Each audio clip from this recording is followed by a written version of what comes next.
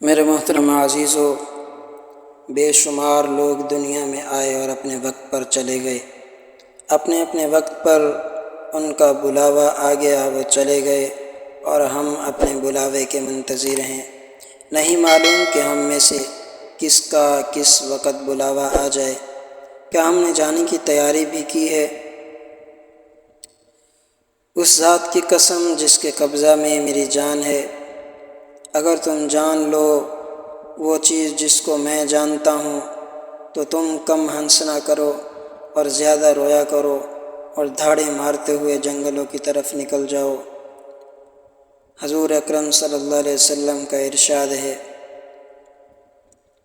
حق تعالی شانہ نے اپنی رحمت فرمائی ہے، وہ جو اگلا جہان ہے جسے عالم برزخ کہتے ہیں اور جو مرنے کے بعد مجھ کو اور آپ کو پیش آنے والا ہے۔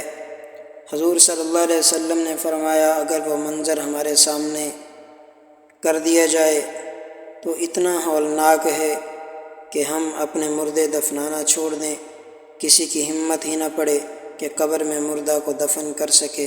یہ تو حق تعالی شانہ کا احسان ہے کہ ہم پر غفلت کا پردہ ڈال دیا، کہ استحضار نہیں اور خیال ہی نہیں کہ ہمیں یہ مرحلہ پیش آنے والا ہے۔ امیر المؤمنین حضرت عثمان بن عفان رضی اللہ تعالیٰ عنہ جب قبر کا تذکرہ کرتے تو اتنا روتے کہ داڑھی مبارک تر ہو جاتی۔ لوگوں نے عرض کیا کہ حضرت آپ جنت اور دوزخ کا تذکرہ کرتے ہیں مگر اتنا نہیں روتے جتنا کہ قبر کے تذکرے پر روتے ہیں۔ فرمایا کہ میں نے حضور صلی اللہ علیہ وسلم سے سنا ہے کہ قبر آخرت کی منزلوں میں سب سے پہلی منزل ہے، اگر انسان یہاں کامیاب ہوا تو اگلی منزلوں میں بھی کامیاب ہو جائے گا، اور اگر یہاں ناکام ہوا تو اگلی منزلیں بھی۔ کامیابی کی کیا صورت اور کیا امید کی جا سکتی ہے؟ اور ارشاد فرمایا کہ میں نے حضور صلی اللہ علیہ وسلم سے یہ بھی سنا ہے، میں نے جتنے مناظر دیکھے ہیں ان میں سب سے زیادہ خوفناک قبر کا منظر ہے۔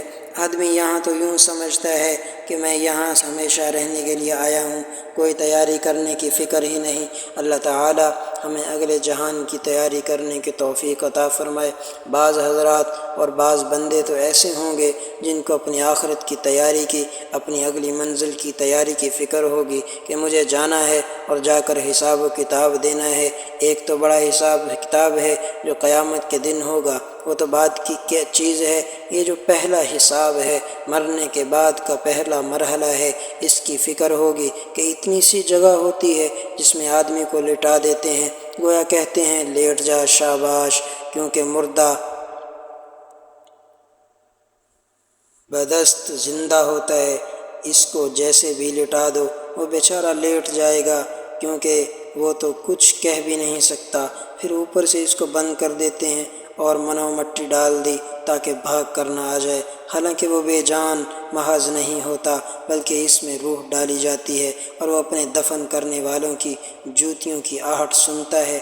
حدیث میں ہے، حضرت انس رضی اللہ تعالیٰ عنہ سے روایت کہ رسول اللہ صلی اللہ علیہ وسلم نے فرمایا کہ مردہ کو ابھی دفنانے والے قدموں کی آہٹ سنائی دے رہی ہوتی ہے، یعنی جب وہ دفنا کر واپس ہوتے ہیں ان کے قدموں کی آہٹ سن رہا ہوتا ہے کہ دو فرشتے آ جاتے ہیں جن کو منکر نکیر کہتے ہیں۔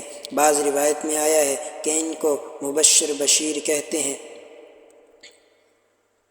خلاصہ یہ کہ وہ اس سے بہت آسان سے 3 سوال کرتے ہیں۔ حضرت براء بن عازب رضی اللہ تعالیٰ عنہ سے روایت ہے کہ حضور اکرم صلی اللہ علیہ وسلم نے ارشاد فرمایا، اس آدمی کے پاس 2 فرشتے آتے ہیں، اس کو قبر میں بٹھاتے ہیں، پھر وہ دونوں فرشتے اس سے سوال کرتے ہیں، مر ربک، تیرا رب کون ہے؟ اگر تو وہ نیک آدمی ہوتا ہے تو کہتا ہے میرا رب اللہ ہے۔ پھر وہ دونوں فرشتے اس نیک آدمی سے سوال کرتے ہیں، تیرا دین کیا ہے؟ وہ نیک آدمی جواب دیتا ہے، میرا دین اسلام ہے۔ پھر وہ فرشتے اس سے سوال کرتے ہیں، اس آدمی کے بارے میں تمہارا کیا خیال ہے جو تم میں بھیجا گیا تھا؟ وہ آدمی کہتا ہے وہ اللہ کے رسول ہیں۔ پھر وہ فرشتے اس سے سوال کرتے ہیں کہ تجھے کیسے معلوم ہوا؟ وہ آدمی کہتا ہے میں نے اللہ کی کتاب پڑھی تھی، اس میں میں نے یقین کیا تھا اور اس میں میں نے تصدیق کی تھی۔ اگر کوئی بد کردار آدمی ہوتا ہے تو اس سے فرشتے سوال کرتے ہیں تیرا رب کون ہے؟ تو وہ کہتا ہے مجھے معلوم نہیں، لا ادری، مجھے نہیں معلوم۔ پھر وہ فرشتے اس سے سوال کرتے ہیں تیرا دین کیا ہے؟ وہ کہتا ہے مجھے نہیں معلوم، مجھے نہیں معلوم۔ پھر وہ فرشتے اس سے سوال کرتے ہیں اس آدمی کے بارے میں تمہارا کیا خیال ہے جو تم میں بھیجا گیا تھا؟ وہ آدمی کہتا ہے لا ادری، لا ادری، مجھے نہیں معلوم، مجھے نہیں معلوم۔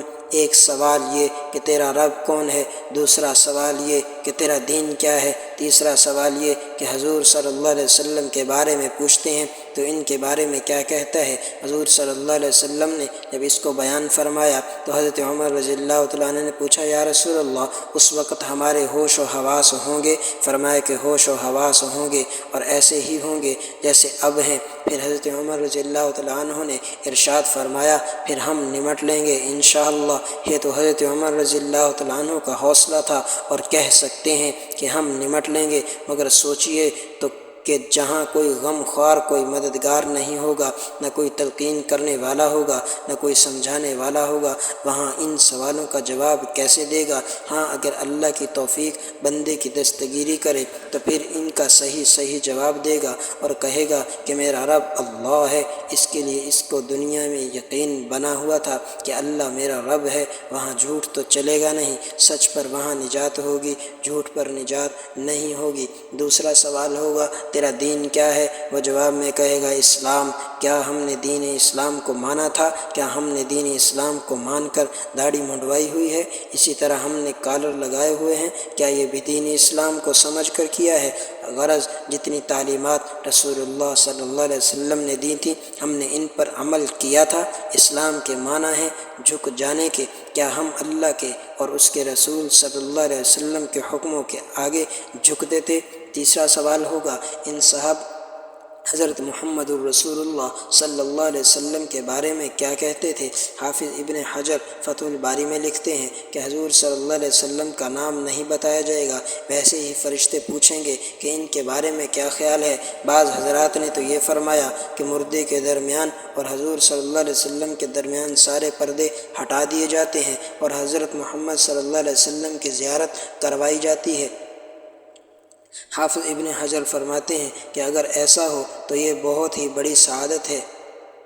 بہرحال رسول اللہ صلی اللہ علیہ وسلم کے بارے میں پوچھا جاتا ہے کہ ان کے بارے میں کیا کہتے تھے۔ ان کو رسول صلی اللہ علیہ وسلم مان کر اپنے آپ کو امتی سمجھتے تھے۔ رسول اللہ صلی اللہ علیہ وسلم اور امتی کا تعلق تم نے صحیح طور پر نبھایا تھا۔ بندہ مومن ہو تو ان تین سوالوں کا صحیح جواب دے دیتا ہے۔ زیادہ مشکل سوال نہیں ہے اور انہی تین سوالوں میں پوری زندگی آ گئی ہے۔ اگر مومن ہوگا تو ان تین سوالوں کا صحیح جواب دے دے گا۔ حضرت رابعہ بصریہ رحمۃ اللہ علیہ کے بارے میں آتا ہے کہ ان کا انتقال ہوا، جب ان کو دفن کر دیا گیا تو ان کے پاس منکر نکیر آئے اور ان سے بھی تین سوال کیے تو کہنے لگی کہ کہاں سے آئے ہو؟ فرشتوں نے کہا ہم آسمان سے آئے ہیں۔ رابعہ بصریہ رحمہ اللہ تعالی نے کہا تم آسمان سے یہاں تک آئے اور تم اپنے رب کو بھول گئے۔ اور رابعہ بصری کے بارے میں کیا خیال ہے کہ زمین سے صرف 1.5 گز نیچے پہنچ کر بھول گئی ہوگی؟ جاؤ اپنا کام کرو۔ عام طور آدمی جب مرتا ہے تو لوگ لا الہ الا اللہ کی تلقین کیا کرتے ہیں تو لوگ معمول کے مطابق ان کو بھی تلقین کرنے لگے، مسکرا کر فرمانے لگیں کہ ساری عمر اسی وقت کے لیے تو محنت کی تھی، اب تم مجھے کیا سکھاتے ہو؟ تم تو جو لوگ صحیح جواب دے دیتے ہیں تو حکم ہوتا ہے ان کے لیے جنت کا لباس لاؤ، جنت کا بستر بچھاؤ۔ حدیث میں فرمایا کہ قبر اس کے لیے اتنی وسیع کر دی جاتی ہے جہاں تک اس کی نظر پہنچتی ہے۔ دوسرا آدمی جس نے دنیا میں ایمان و یقین نہیں بنایا تھا وہ ہر سوال کے جواب میں کہے گا ہاں لا ادری، مجھے نہیں معلوم، مجھے نہیں معلوم۔ چنانچہ فرشتے پوچھیں گے تیرا رب کون ہے؟ کہے گا ہاں لا ادری۔ پھر وہ کہیں گے تیرا دین کیا ہے؟ وہ کہے گا ہاں لا ادری، ہاں لا ادری، مجھے معلوم نہیں، مجھے معلوم نہیں۔ پھر فرشتے حضور اکرم صلی اللہ علیہ وسلم کے بارے میں پوچھیں گے ان کے بارے میں کیا کہتے ہو؟ تو کہے گا ہاں لا ادری، لا ادری، انا للہ و انا الیہ راجعون، تب اللہ کی طرف سے فرمایا جائے گا تو جھوٹ بولتا ہے، تو نے ساری عمر کبھی یہ کام کیا ہی نہیں تھا۔ میرے بھائیو، اللہ تعالیٰ کو پہچانو، اپنے دین کو پہچانو، اپنے رسول کو پہچانو، ان کی تعلیمات کو پہچانو، تعلیمات کو پہچاننے کے بعد ان پر عمل کرو، مگر ہم نے ساری عمر یہ کام کیا ہی نہیں۔ بہرحال میں یہ عرض کرنا چاہتا ہوں کہ جو آخرت کی منزلوں میں سب سے پہلی منزل ہے، جو ہمارے بزرگ آگے چلے گئے ہیں، ان کو تو یہ پیش آ گئی ہے، اللہ تعالیٰ ہی بہتر جانتا ہے کہ ان کے ساتھ کیا معاملہ ہو رہا ہے، اور ادھر ہمارے سر پر یہ منزل کھڑی ہے، مگر ہم یہاں اس سے غافل اپنے کاروبار میں لگے ہوئے ہیں، خوشیاں ہو رہی ہیں، گپیں ہانکی جا رہی ہیں۔ ایک بزرگ فرماتے تھے، آدمی کھلکھلاتا ہے یعنی ہنستا ہے، حالانکہ اس کا کفن دھوبی سے دھل کر آ چکا ہے۔ سب سے بڑی چیز یہ ہے کہ ہم اس بات کو جانیں اور پہچانیں کہ ہماری منزل کون سی ہے۔